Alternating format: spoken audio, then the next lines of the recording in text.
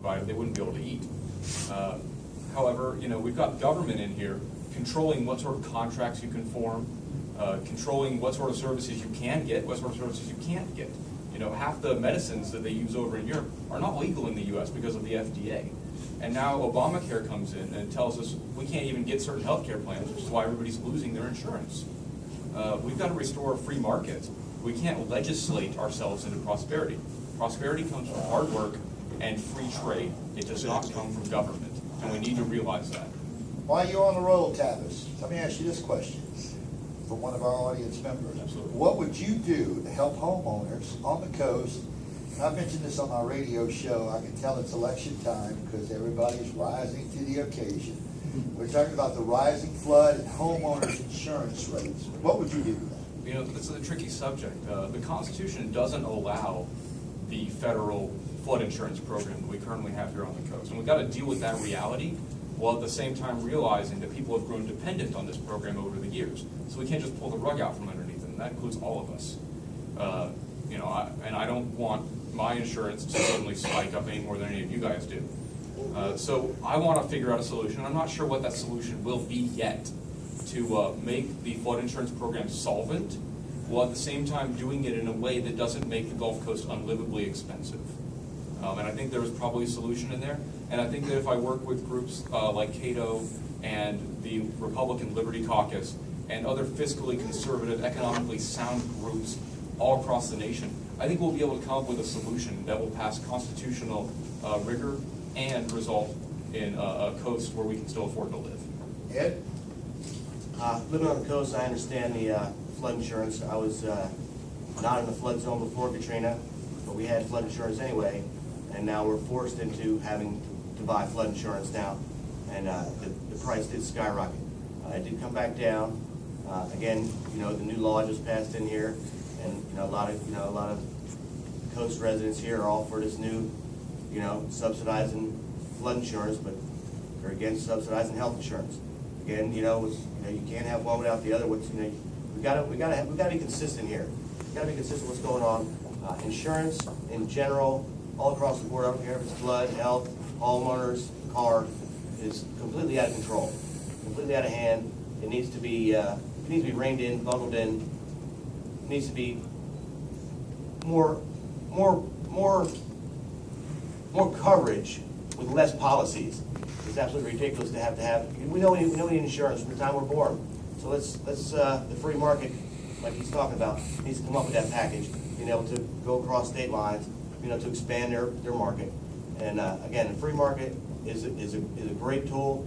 It's the greatest thing that provides innovation, invention, but there are also some evils to it. I mean, there's good and bad in everything. The free market is definitely something that we need to utilize to our benefit and not to our defeat. Okay. Joey, your response. Sure. I'll be the first to tell you I'm not an insurance expert. I do have a house, I do pay insurance and stuff as you all do. But when I look at it as a whole, anytime the government subsidizes and steps in, it means that we're paying for it. When we not pay for it in that bill, when we have a lower insurance rate on our flood properties, we're going to pay for it on the back end. And if we don't pay for it, our kids pay for it, our grandkids pay for it, etc. It gets passed down the line. There's no way to get around it. Anytime the government's in your market, that's what's happened. The bill's just getting pushed further and further. So I'm for the government stepping out and for a free market. Obviously, again, when I said earlier with healthcare, when a person enters into a contract with an insurance agency, the insurance agency has a responsibility to uphold that contract with a person. And so I would say regulation along those lines is perfectly fine. But as far as government intervention, we have to limit that. All right, we move from flood insurance, and we're going to move to the minimum wage. Obama has proposed a $10 and some minimum wage now. A lot of talk show hosts say it's going to bankrupt some businesses. Your opinion on that, Joe? Sure. The minimum wage is a working wage. It's not a living wage. It's typically the job that we first get when we're in high school, trying to make it through college, etc. It's not meant to provide for all of our bills. It's simply not. And so having a minimum wage actually, it hurts the free market by being able to set your expectation of what you're worth. It truly does. Again, we're talking about adding more responsibility to businesses.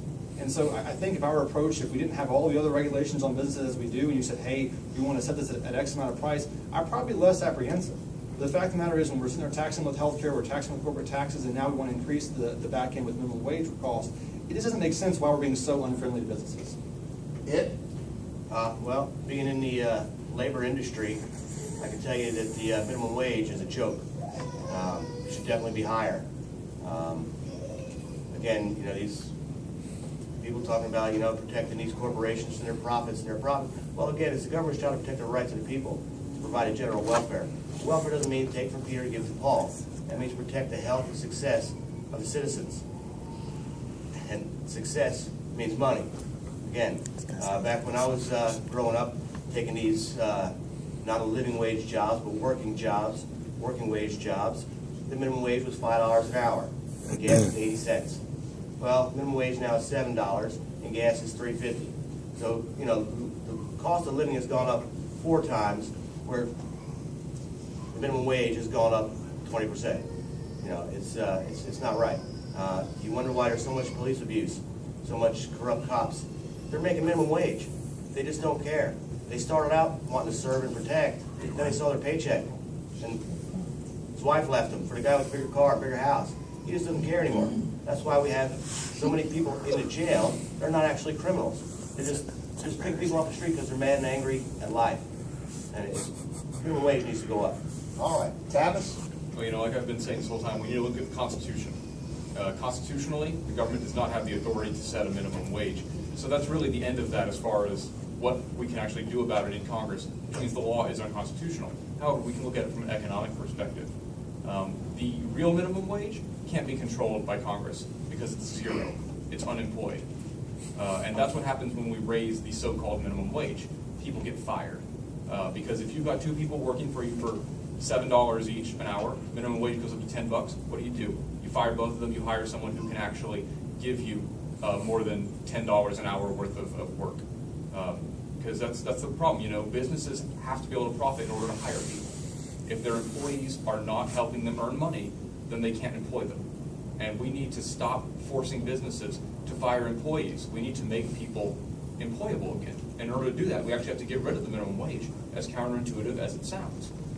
Because you cannot, again, legislate prosperity. It has to come as a result of hard work, opportunity, and free trade. Okay, guys, one more question, then we're going to ask the audience if they have any more questions for us, because I know the press needs to get some interviews done, and get out of the way, and I know how the press works because I've been working in it for 40 years. If elected, what effort would you make to initiate a national dialogue to seek the removal from office? And we're talking about all officials in Washington who are in violation of the U.S. Constitution and are actively working to weaken and discredit our nation. We'll start with you first, Ed. You have to repeat that question again. It's lengthy. I know. I got the gist of it. I want to be sure of what I'm talking about here. If elected, Yeah. what effort would you make to initiate a national dialogue to seek the removal from office all officials in Washington who are in violation of the U.S. Constitution and are actively working to weaken and discredit our nation?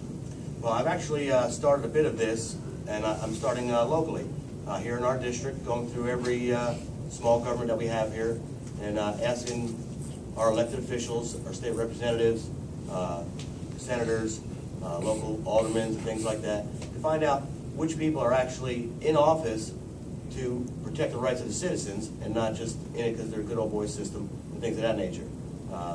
Again, I've actually started a process of that, and we've got to root these people out. That's the bottom line. We've got to find out who these people are that don't care about people and remove them. All right, let's go to you now, Joey. All right, so I think the easiest way to do this, obviously, trying to tell another state who the representative is, that's somewhat illogical, but what we can do is term limits and pension removal. If you set term limits and pension removal, then we get the bad apples out. You know, guys, we talk about career politicians, people who've been in D.C. for 30, 40 years, you know, they're not there for us. They're not there for any one person, they're there for themselves. You know, if we start restricting term limits to, say, 12 years max, then you really get an exchange of new ideas every couple of years, new people with new thoughts who are really working for the people. I agree with you on that. In term limits, amen. Finally, Patrick. Well, you know, if I were elected to the House, and I do hope that you will vote for me in the Republican primary, that would take care of one seat as it is. But as for the rest, I would go around the country stumping for other candidates who, like me, believe in a small government and the Constitution. However, there's one thing I can do that other people cannot, and that's because as a member of the House, I would have the exclusive authority to write articles of impeachment and remove people from the executive and judicial branches who violate the Constitution and their terms of their office. And I wouldn't hesitate to do that.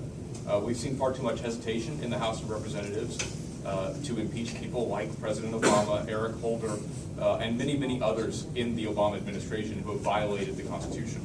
I wouldn't hesitate, and I would submit the articles of impeachment as soon as I get into office. They might not be voted upon, they might not get to the floor, but if they're not, then people around the country will be able to ask their representatives, why didn't you support this? And that will get a dialogue going. So that's how I'll establish a dialogue in multiple ways. I got some more questions here. I just want to base this one real quick because this is a very interesting question. Prisons are overcrowded with non-violent drug offenders. I guess this deals back with what's going on in Colorado now with the legalization of marijuana. With that in mind, has the drug war served its purpose, or would it be better to end the drug war completely? Just a quick scenario of that for you there, okay? Sure thing. So, I believe that when the Constitution, the Declaration of Independence says we have the right to life, liberty, and pursuit of happiness. The pursuit of happiness means to do whatever you want to do responsibly as long as you don't hurt anyone else. And we spend a great deal of time on the drug war situation and going after people for marijuana, for small crimes. And let me give you a cost perspective. In Mississippi, we spent $18,000 on a minimum security prison inmate. $18,000. $36,000 for maximum. For one student, we spend less than $8,000. Where are the priorities at? It doesn't make sense to have people locked up for so long and put so much money into that. It's not productive for us. So, I would like to make a comment following that, but I'm not. Ed. Let's go to you, Ed, quickly. Yeah, again, nonviolent criminals in the jail system, it's thuggery, basically what it is. Drugs, bad, yeah. Again, this is where the ACA comes in. I believe one of the provisions in the ACA which will help decriminalize these people and get them the chemical dependency help they need.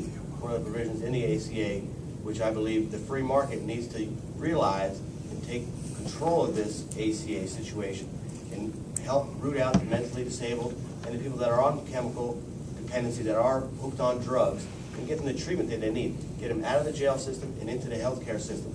I believe that's the purpose of this ACA, but there's so many pages in there and so much money coming out of your pocket for it right now that it's kind of hard to say if it's good or bad. So again, I do see some good things in the ACA that the free market needs to realize and get these people out of the jails and into the healthcare system and back to being protectors of liberty. Tavish, finally. Like Joey said, we're a free country, and the Constitution doesn't give Congress, again, any authority to regulate drugs. This is similar to the FDA thing I mentioned earlier. I don't drink or smoke, but I think that everybody has the freedom to take bad substances if they want to. And I don't think it's any more constitutional to prohibit marijuana than it is to prohibit alcohol. And in fact, back in the 19-teens, we actually passed an entire amendment to ban alcohol because we knew that it was unconstitutional to do it through a mere law. And then later on, we banned marijuana through a law because we decided, oh, why not? The Constitution didn't matter anymore. The Constitution matters to me. So if you want to ban a drug, you need to do it through an amendment. Otherwise, I will oppose any sort of regulatory bills. Do you think that we're going through prohibition now as with liquor in the past, as we're doing with marijuana today? Absolutely. And just like with liquor in the past, prohibition has created an underworld of crime. When you send something into the black market, it attracts violence. And that's why we see the Mexican cartels gaining so much power. If you get rid of the drug war, the Mexican cartels will be robbed of all their authority, all their power, and in fact, our border will be safe and we'll be able to open it up again to free trade with Mexican border communities, which is the ideal, right? We want free trade. We just don't want the crime that currently comes with free trade, and we can eliminate that crime. And I think we have to do so if we have the opportunity. Legalize it, in other words, right? Legalize it, sure. Well, the states, of course, still have the authority to prohibit it under the 10th Amendment, and I wouldn't interfere with that. All right, Federally. everybody's going to think I'm on drugs here. I'm going to go ahead and continue the meeting on real quick and ask some questions from the audience. If you have a couple of brief questions we can take, because like I said, the press Needs to get some interviews done. Anybody have any other questions?